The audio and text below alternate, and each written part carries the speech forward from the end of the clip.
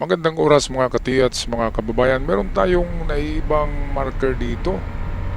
Dalawa ito na kakaiba ang kanyang itsura at simbolo. Ito yung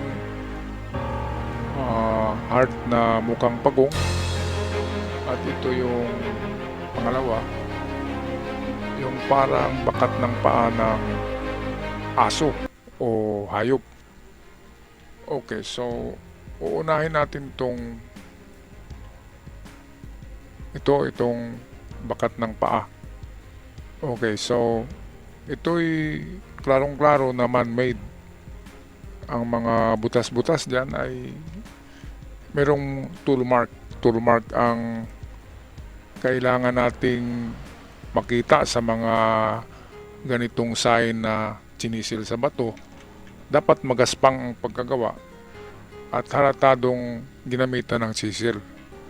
Kasi merong mga butas-butas sa nature na gawa ng kalikasan at yun ay napagkakinis dahil nga matagal na panahon na naukit yun dahil sa ulan, tulo ng ulan sa mga sanga ng kahoy.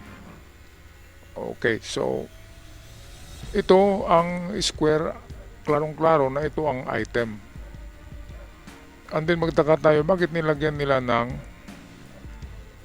apat na butas? So isa lang ang ibig sabihin yan. Kung amigdat dalawa ang ibig sabihin nito. Kung ito'y nakatatak sa malaking bato, halimbawa ito malaking bato parang kalabaw, at din nandito yan sa ibabaw ang square, saka yung apat na bilog ay nasa ibabaw din. So ito kasi ay treasure on the spot. So pwedeng kung malaking bato ay pwedeng nasa ilalim lang yan ng bato, katulad dito, ay pwedeng dito lang ang item sa ilalim. At ang apat na dots na yan ay nagsignify ng lalim. So pwedeng mababaw lang, pwedeng 4 na feet. So 4 na feet, 1 meter mahigit. O kung 1 meter bawat dot ay 4 meters. So ibig sabihin merong 1 to 4 meters deep kapag nasa ibabaw ng bato ito nakatatak, mga kababayan. Ang pangalawa nito ay pwedeng distansya, ang pangalawang kahulugan, pwedeng distansya itong mga butas. So alam naman natin na ang Hapon ay gumagamit ng yarda or metros, pero meron silang ibang pangsukat. Yung tinatawag na pole, mas mahaba yung nasukat kasi ang 1 pole is 5 meters. So 1 pole is equals to 5 meters. Pole. So ibig sabihin gumamit sila niya ng mga kawayan Kawayan na mayroong habang 5 meters. So kung 5 poles, halimbawa dito mayroong 4 butas, so kung 4 poles yan, 4 times 5 is 20 meters. Naku, ang layo-layo. Diba mga bayan? So ito minsan lang to ginamit Karamihan ay yarda at meters. Nakabase kasi sa hakbang yan. Kapag nagmadali sila sa pagbaon, hinahakbang lang nila. And then estimated ang hakbang na 1 yarda o 1 metros. Okay, so pangalawang kahulugan nito ay mayroong distansya na kung ito ay meters or yards na, hindi na ito feet. So merong 4 to 20 yards. Ang 20 nakuha natin yan sa 4 poles. So 4 times 5 is 20. So merong dalawang distansya ang layo. Pwedeng 4 meters lang, pinakamalayo ay 20. At ang direksyon yan ay mirror image. Of course, napansin nyo ito ay kurbada. Yan ay letter C. So dito ang direksyon niya, papuntang baba, south. So 4 to 20 meters papuntang south. I-detect nyo 4 to 20 meters kung saan sa within 4 to 20 meters ang pinakamalakas na detection ay doon ng test dig. Okay, at dahil lang Hapon ay mahilig yan sa sa mirror image. So pwedeng baliktad ang kanyang direksyon. Pwedeng arrow din ito kung idugtong natin, nagaganyan yan. Kung ating i-connect ang dots, so nagaganyan siya. Okay, so pwedeng 4 to 20 pa rin. Kung gumagamit sila ng pole, that is 20 meters ang layo. Kasi 4 na dot. Isang pole ay 5 meters. Okay, so yan lang yung analysis ko dito. Mirror image or kung treasure on the spot, under siya sa malaking bato. Okay, pangalawa tayong kakaibang sign ito.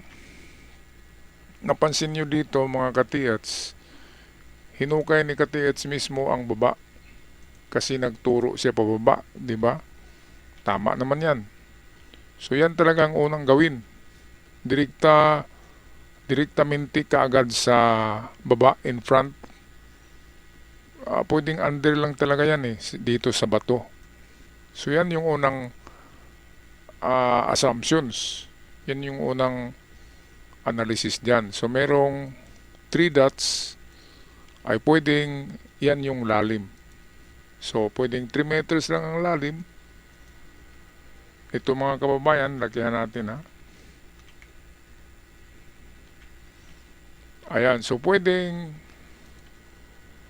dahil 3 dots, 3 dots, at puso yan puso na may ulo na parang pagong.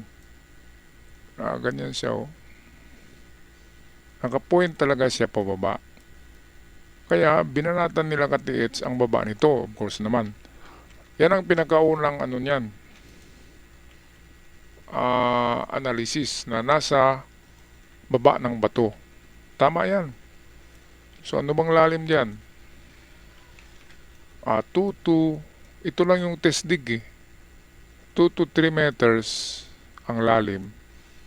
Kapag may makita kayo na gamit ng Hapon, halimbawa plato, bute na binasag, mga palayok na maliliit na binasag din, yan na yun. Ang ibig sabihin, patuloy sa baba. Pero kapag walang nakita sa 2 to 3 meters, dito na kay mga ka-TH, ang gawin dito ay itumba i-flat itong parang heart na turtle na mayroong 3 dots, and then i-translate natin ang 3 dot into 3 meters. So papunta tayo sa harapan ng 3 meters. Ito yung pangalawa, hindi tayo maghukay tapos na tayo maghukay sa baba mismo. So walang nakita. Example lang yan.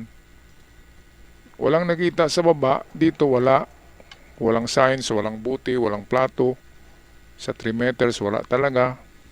Walang kakaibang signs. So ibig sabihin ay papunta pa siya sa unahan. So ito na yon, kung top view, ito yung symbol natin, may ulo siya Tapos 3 dots.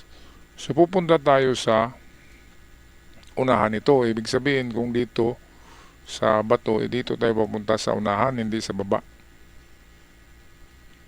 Okay, so ang 3 dots na yan ay pwedeng distansya. So sabi na natin na 3 meters. Bawat isa ay 1 meter. So first test dig is 3 meters distance. So papunta sa dito sa unahan, 3 meters given sa 3 dot. Pero kasi hindi yan nakapix na talagang 3 meters at pwede pa rin mag-iba ang value. Pwedeng hindi 1 meter bawat dot, pwedeng 5 meters ang bawat dot. Gumagamit din sila ng ganyan ng mga sukat. So kung 5 meters bawat dot, merong 15 meters distance. So meron na kaagad tayong 2 distansya, pinakamalapit 3 meters, Pinakamalayo 15 meters. So ito lang yung dalawang distansya. Halimbawa, tapos na tayo dito sa baba niya at wala talaga. So pangalawa ay ito na yung punta tayo sa unahan sa distansya na 3 to 15 meters. So i-detect nyo kung meron kayong pendulum o dowsing sa 3 meters kung may detection. Kung wala, punta sa 15 meters kung may detection, o kung alin man sa dalawa, 3 to 15 meters, saan man dyan ang pinakamalakas na detection, yun yung i-test dig. Test dig is 2 to 3 meters. Sa 2 to 3 meters, meron talagang makikita yan na iniwan ng Hapon na mga gamit kagaya ng palayok, ng plato, ng buti. Pero kung wala yun, pero merong mga bato na napakaganda ng pagkaukit, mga bato na pinurma sa 2 to 3 meters, positive pa rin yan, mga katiyat. So right, yan lang ang aking partial analysis sa kakaibang sign na ito na napakahirap intindihin dahil nga hindi siya makikita sa traditional tertiary symbols codes. Wala siya sa code sa internet, hindi siya makikita. Okay, so pangatlong analysis nito ay kung napansin nyo, ang bato ay parang may nakaganyan, no? Parang nagbabadya siya na mayroong rectangle or square. So ito yan. Pangatlo ay tingnan natin tong naka-engrave dito. Nakaganyan yan eh. O bakit naka-square yan? Pwedeng puso talaga ito. And then pwedeng dyan lang to sa loob ng bato. Or under the roots of the tree. So ang gawin, wala nang iba kundi butasin o biyakin ang bato na ito. So yun yung pangatlong remedy. At tingnan kung